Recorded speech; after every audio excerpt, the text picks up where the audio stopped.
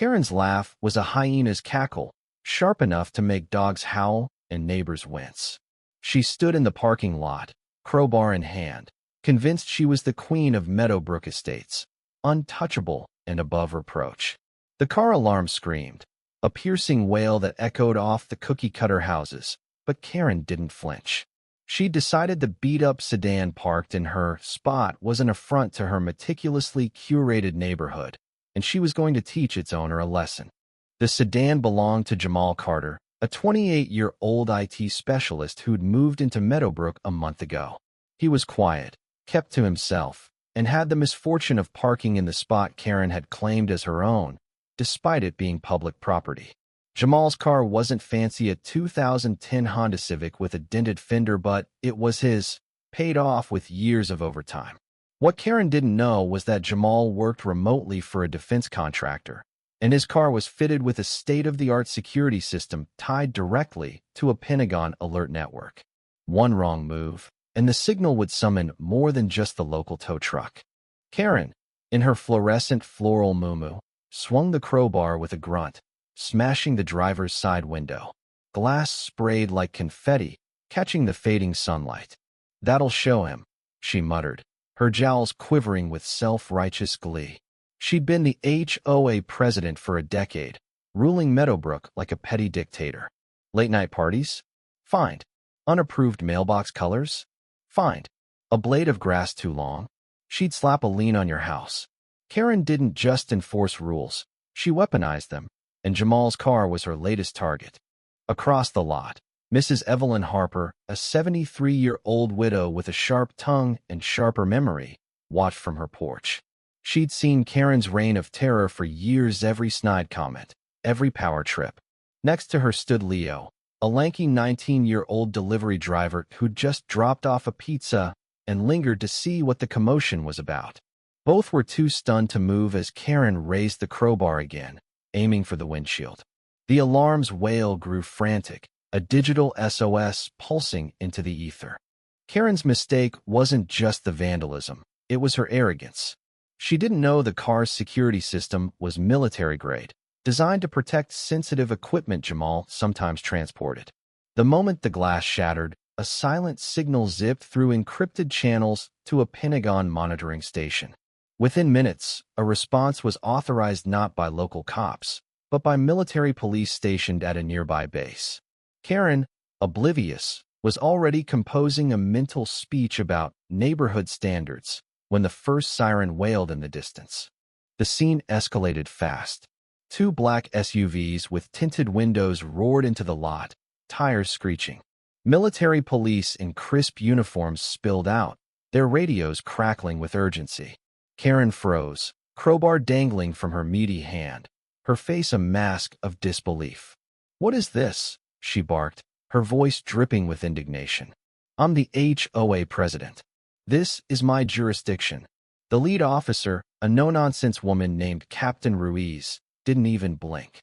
"Ma'am, drop the weapon and step away from the vehicle," she ordered, her tone as cold as the steel of her sidearm. Jamal, alerted by his phone, sprinted out of his house, his lanky frame moving with the awkward grace of someone who'd rather be behind a keyboard. He stopped short when he saw the MPs, then Karen, then his car's mangled window. "You did this?" he asked, his voice a mix of shock and fury. Karen scoffed, tossing her head back. "You parked in my spot, kid. You're lucky I didn't have it towed." Her smugness was a live wire, sparking anger in everyone within earshot. Mrs. Harper, leaning on her cane, couldn't resist. "Your spot? Karen, you don't own the street," she snapped, her voice carrying the weight of years of pent-up frustration. Leo, still clutching his pizza bag, chimed in. "Lady, you're out here smashing cars like some wannabe mobster. Chill."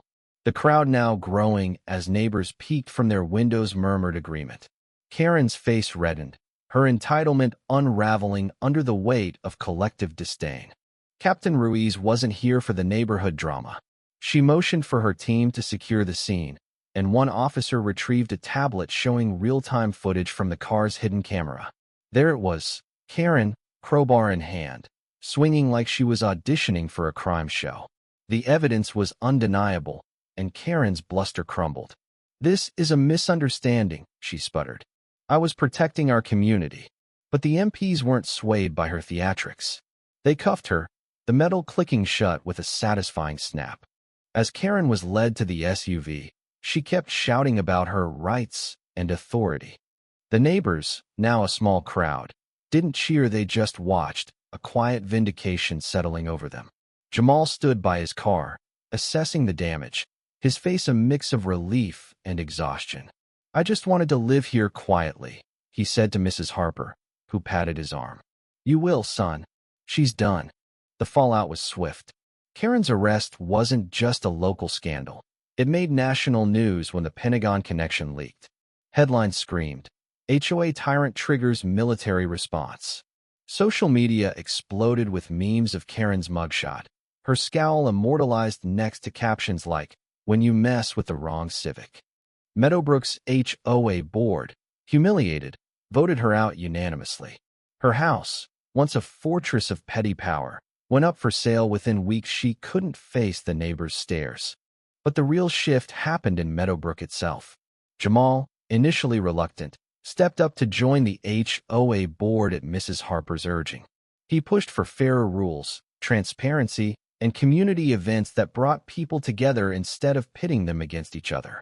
Leo, inspired by the ordeal, started a neighborhood watch group not to spy, but to support. Mrs. Harper became the unofficial historian, documenting the Karen incident for posterity, her handwritten sign from that night framed in the community center. Karen's downfall wasn't just about a smashed window or a tripped alarm. It was the culmination of years of small cruelties, of wielding power without empathy. She'd underestimated her neighbors, their patience, and the quiet strength of a community tired of her reign. The alarm she tripped wasn't just Jamal's, it was the sound of her own reckoning, amplified by the very system she thought she could bully. In the end, Meadowbrook wasn't just a neighborhood, it was a lesson. Power, unchecked, breeds resentment. Arrogance invites ruin. And sometimes, justice arrives not with a gavel, but with flashing lights and handcuffs. The end.